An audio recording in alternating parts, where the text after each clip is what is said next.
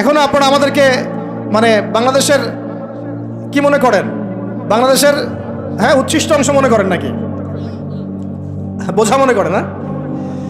মনে রাখবেন, বাংলাদেশের তাকদীর ইনশাআল্লাহ তাআলা আল্লাহ রাব্বুল আলামিন আলেমুল আমাদের হাতেই রাখবেন ইনশাআল্লাহ।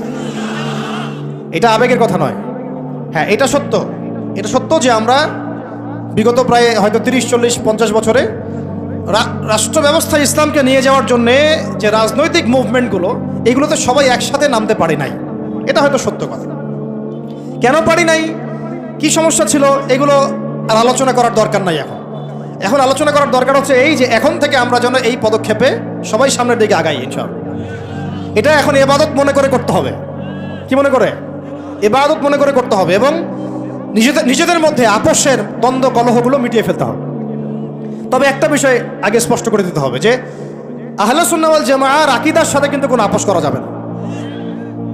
আহলে সুন্নাহ ওয়াল জামাআর আকীদা বহির্ভূত কোনো ঐক্য কিন্তু আমাদের আবার উপকার করতে পারবে না। এটাও বোঝার ব্যাপার আছে। আহলে সুন্নাহ ওয়াল জামাআর সাথে যাদের আকীদাগত মিল আছে তাদের সাথে ঐক্য করতে আমাদের কোনো সমস্যা নাই। কিন্তু যারা এই আকীদা এবং মানহাজ বিবর্জিত চিন্তা চেতনা লালন করেন তাদের সাথে ঐক্য হতে পারে ডিপ্লোম্যাটিক, কিন্তু মানহাজগত ঐক্য কখনোই সম্ভব নয়। এটা আমাদের আগে স্পষ্ট করে দিতে হবে। আল্লাহ পাক আমাদের বোঝার তৌফিক দান করেন।